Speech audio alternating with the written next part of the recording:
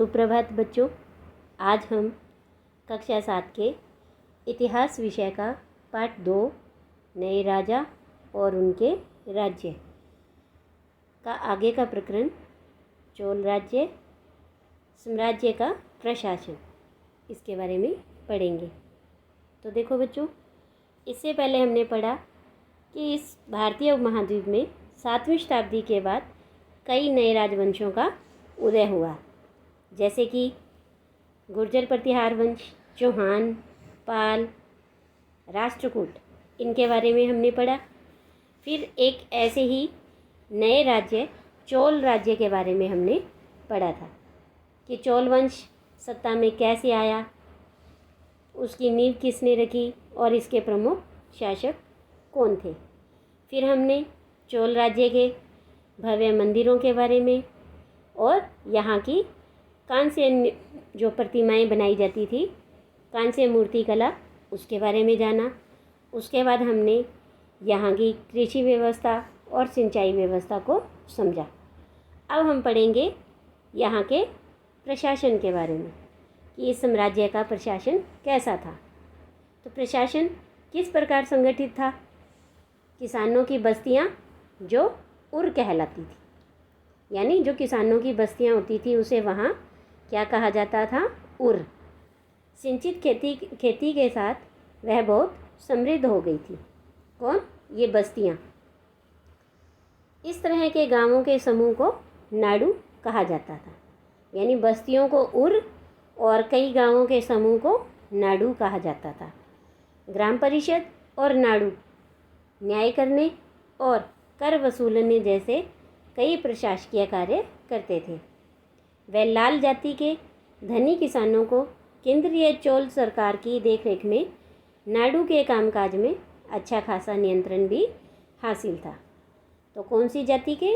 वे लाल जाति के धनी किसानों को, उन्हें चोल राज्य की देखरेख के अंदर नाडु के कामकाज में अच्छा खासा नियंत्रण हासिल था, यानी वो गांवों के जो समूह का प्रशासन था उसे संभालते थे। उनमें से कई धनी भूस्वामियों को चोल राजाओं ने सम्मान के रूप में कई उपाधियां दे रखी थी। तो उन उपाधियों में से एक थी मूवेंद वेलन, यानी 3 राजाओं को अपनी सेवाएं प्रदान करने वाला वेलन, यानी किसान।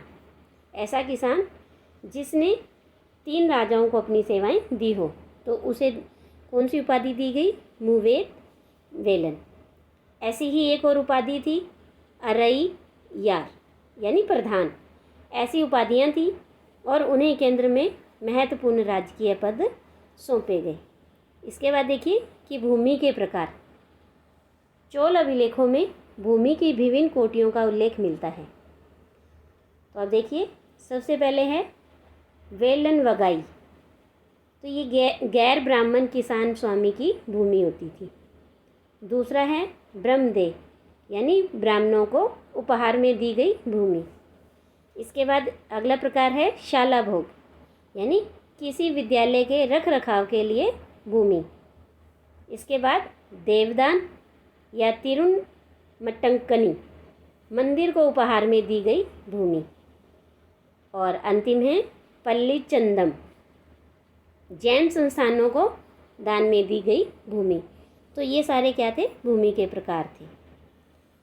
तो इस तरह से हमने देखा कि ब्राह्मणों को समय समय पर भूमि अनुदान या ब्रह्मदेव प्राप्त हुआ। परिणाम स्वरूप कावेरी घाटी और दक्षिण भारत के दूसरे हिस्सों में ढेरों ब्राह्मण बस्तियां अस्तित्व में आईं।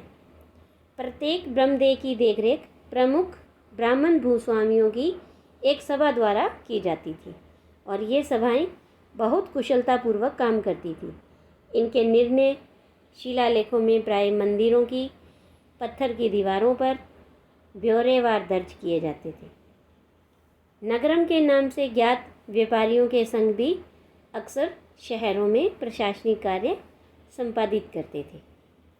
इसके बाद आगे है तमिलनाडु के चिंगलपुट जिले के उत्तर मेरूर से प्राप्त अभिलेखों में इस बात का सविस्तार वर्णन है कि ब्राह्मणों की सभा का संगठन कैसा था।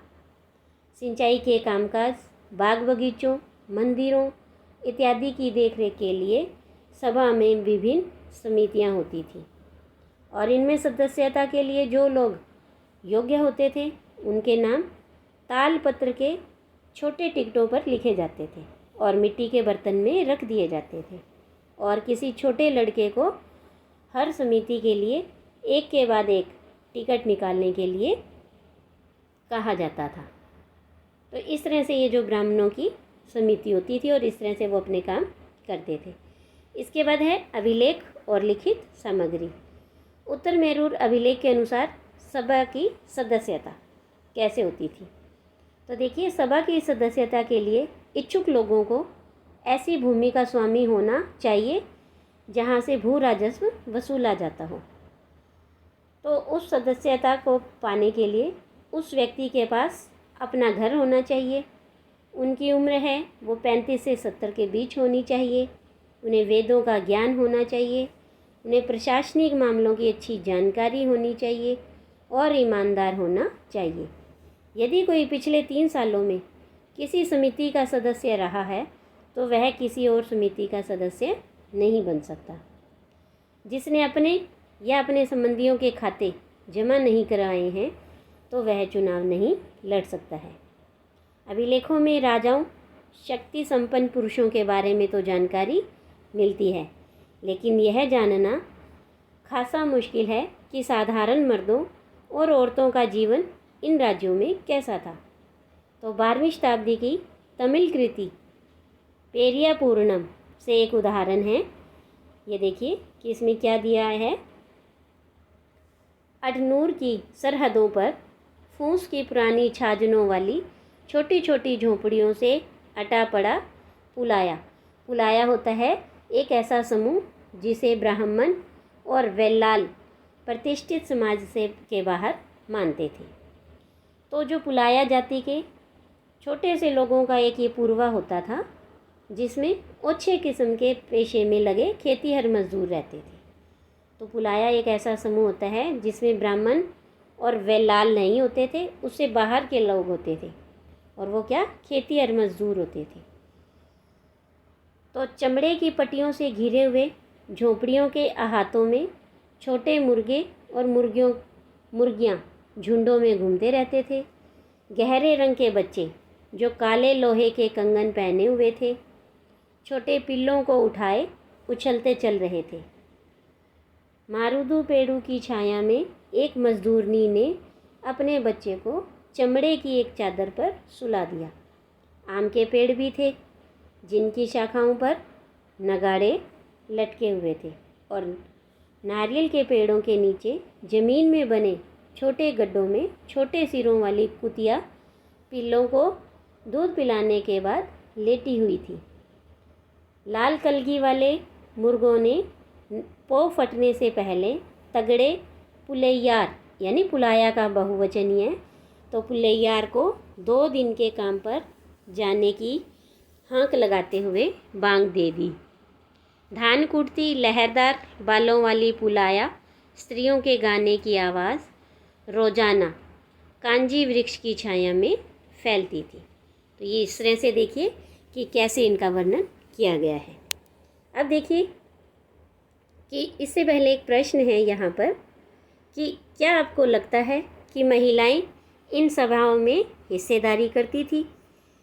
क्या आप समझते हैं कि समितियों के सदस्यों के चुनाव के लिए लॉटरी का तरीका उपयोगी होता है? तो देखिए कि हमें ऐसे लगता है महिलाएं हैं वो इन सभाओं में हिस्सेदारी नहीं करती थी, क्योंकि जो भी हमने अभिलेखों के बारे में पढ़ा, इन अभिलेखों में महिलाओं की भागीदारी का कहीं भी कोई भी उल्लेख नहीं मिलता है। और जो समितियों के सदस्यों के चुनाव के लिए जो लॉटरी का तरीका था वो उपयोगी तरीका नहीं होता है। और सही तरीका क्या है? चुनाव करना। चुनाव की प्रक्रिया द्वारा ही समिति के सदस्यों को चुनना चाहिए। इसके बाद देखिए एक प्रश्न और है यहाँ पर जो हमने अभी पढ़ा, क्या इस पूर्वे में कुछ ब्राह्मण थे? जितनी तरह की गतिविधियाँ चल रही थी उनका वर्णन करें।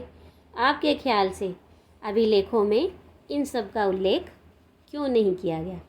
तो देखिए कि कि इस पूर्वे में ब्राह्मण नहीं थे, क्योंकि यह पुलाया लोगों का एक छोटा सा पूर्वा था, जिसमें कि ब्राह्मण और वेलाल ये क्या हैं, ये समाज के अंदर आते थे। लेकिन जो पुलाया था, पुलाया जाति के अंदर ब्राह्मण और वेलाल नहीं आते थे।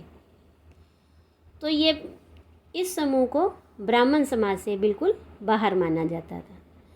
इस पूर्वे में जो भी गतिविधियां चल रही थी वे इसमें अनेक किस्म के पेशे में लगे खेतीहर मजदूर ही रहते थे। जैसे कि झोंपड़ियों के अहाते में छोटे छोटे मुर्गे मुर्गियां हैं, वो झुंडों में घूमते रहते थे। बच्चे हैं, वो छोटे पिल्लों को उठाए हुए उछल रहे थे। पेड़ों की छाया में एक मजदूरनी ने अपने बच्चे को चमड़े की चादर पर सुला रखा था। नारियल के पेड़ों के नीचे ज़मीन के अंदर छोटे से गड्ढे में कुतिया अपने बच्चों को दूध पिला रही थी। मुर्गे ने बांग दे दी थी और धान कूटती हुई पुलाया स्त्रियों के गाने की आवाज़ फैल रही थी। तो इस तरह से जितनी भी गतिविधियां हमने पहले भी पढ़ी, इनका उल्लेख अभिलेखों में इसलिए नहीं हुआ क्योंकि यह समूह ऐसा था जिसे ब्राह्मण और वेलाल जाति के जो लोग हैं वो समाज के बाहर मानते थे और वे इन गतिविधियों को महत्वपूर्ण नहीं समझते थे। इसीलिए इन सारी गतिविधियों को अभिलेखों में नहीं दिखाया गया। इसके बाद अन्यत्र की हम बात करेंगे तांग वंश के युग का चीन। कि चीन में तांग राजवंश के तहत एक साम्राज्य स्थापित हुआ जो लगभग 300 वर्षों तक 7वीं से 10वीं शताब्दी तक सत्ता में रहा। इसकी राजधानी शियान दुनिया के सबसे बड़े नगरों में से एक थी, जहां तुर्की, ईरानी, भारतीय, जापानी और कोरियाई आया जाया करते थे। तांग साम्राज्य परीक्षा के माध्यम से नियुक्त की गई नौकरशाही द्वारा प्रशासित होता था और इन परीक्षाओं में हर इच्छुक व्यक्ति बैठ सकता था। अधिकारियों के चयन की यह व्यवस्था कुछ बदलावों के साथ 1911 तक कायम रही। अब देखिए नीचे एक प्रश्न है कि भारतीय उपमहाद्वीप में प्रचलित व्यवस्थाओं से यह व्यवस्था किन मायनों में भिन्न थी। यानी देखिए, जैसे हमने पढ़ा कि भारतीय उपमहाद्वीप के अंदर अगर समिति का सदस्य बनना है तो और सदस्यता प्राप्त करने के लिए उन लोगों को क्या है, लॉटरी के द्वारा उनका चुनाव किया जाता था, जबकि तांग साम्राज्य के अंदर परीक्षा के माध्यम से उनकी नियुक्ति की जाती थी, यानी नौकरशाही द्वारा वहाँ प्रशासन होता था। तो इस तरह से इन दोनों स्थानों पर सदस्यता के लिए, प्रशासन के अंदर सदस्यता के लिए अलग अलग प्रक्रिया अपनाई जाती थी। तो इस तरह से हमारा ये अध्याय है वो पूरा होता है। आज के लिए इतना ही। धन्यवाद।